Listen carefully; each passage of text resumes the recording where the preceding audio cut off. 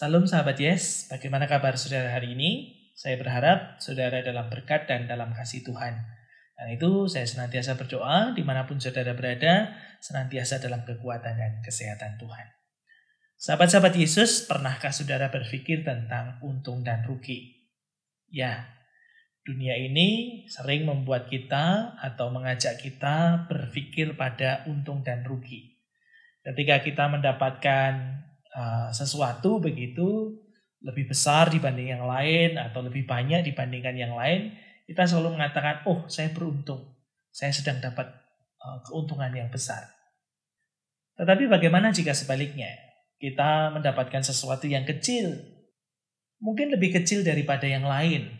Lalu kita mengatakan, aduh saya rugi nih. Gimana ini? Saya kok cuma dapat segini, saya rugi. Nah karena itu sahabat-sahabat Yesus, saya punya sebuah gambar. Ada 2 ekor kelinci di sebelah saya. Saudara-saudara bisa memperhatikannya. Lalu menurut saudara, mana yang untung, mana yang rugi? Ketika di atas tanah, kelinci mana yang merasa bahwa oh saya mendapatkan keuntungan? Dan kelinci mana yang kemudian melongo? Loh, saya rugi nih. Lalu apa ukurannya? Ketika di atas tanah, ya kelinci yang mendapatkan daun yang lebat, daun yang tinggi, daun yang besar, dia senang memegangnya karena apa? Karena dia berpikir, inilah keuntungan saya. Sedangkan kelinci yang mendapatkan daun yang kecil, daun yang tidak selebat sebelahnya, dia mungkin berpikir, aduh saya rugi deh.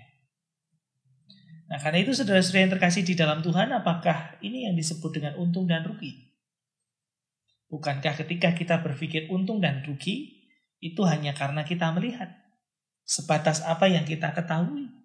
Dan sayangnya kita jatuh pada ukuran ketika kita mengatakan untung dan rugi. Nah sahabat-sahabat Yesus, saudara juga bisa melihat ketika kelinci ini kemudian menggali tanahnya, maka siapa yang untung, siapa yang rugi? Tetapi persoalannya hari ini kita tidak bicara mana yang untung, mana yang rugi. Tetapi mengapa kita bisa bicara untung dan rugi? Mengapa kita kemudian jatuh pada menilai tentang berkat Tuhan? Satu sisi, oh saya beruntung. Di sisi yang lain, saya sedang rugi ini. Bukankah semua itu berasal dari Tuhan? Mengapa kita menilainya dengan ukuran manusia? Ukuran manusiawi adalah yang bisa kita lihat, bisa kita rasakan, bisa kita pegang. Dan semua ukuran itu sebenarnya berpusat pada nilainya berapa kalau diuangkan. Jadi selalu untung dan rugi pasti akan berbicara tentang keuangan. Nah, karena itu sahabat-sahabat Yesus dimanapun saudara berada, saya kemudian mengingat juga dalam Amsal 30 ayat 8 dan 9. Jauhkanlah daripadaku kecurangan dan kebohongan. Jangan berikan kepadaku kemiskinan atau kekayaan. Biarkanlah aku menikmati makanan yang menjadi bagianku. Supaya kalau aku kenyang, aku tidak menyangkalmu.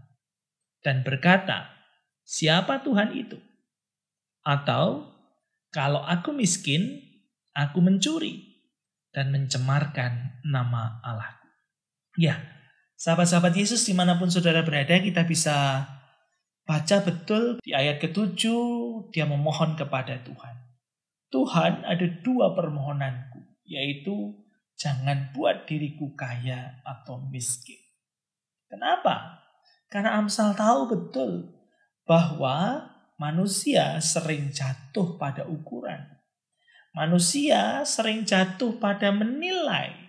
Padahal penilaian dan ukuran manusia ia terbatas.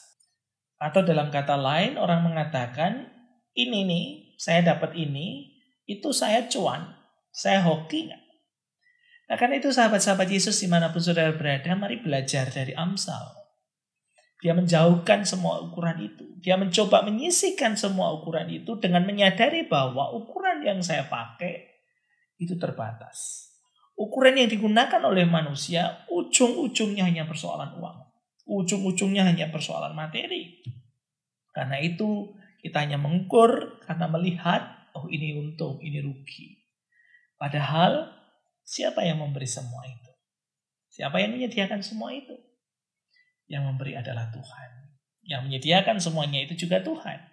Lalu mengapa kita mengukurnya? Dengan kata lain, kalau kita beruntung, ya Amsal mengatakan, boro-boro bisa bersyukur, boro-boro bisa puji Tuhan. Amsal di ayat yang ke-9 mengatakan, siapa tahu saya lupa dan bertanya, lu siapa Allah itu? Ini saya untung sendiri kok. Uang saya, keuntungan saya, materi saya. Lu Tuhan itu siapa? Kita kemudian lupa dan sombong.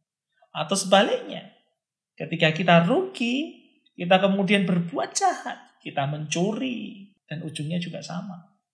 Kita mencemarkan nama Tuhan. Amsal 30 ini menarik. Yaitu berikanlah kepadaku supaya aku menikmati makanan yang menjadi bagianku.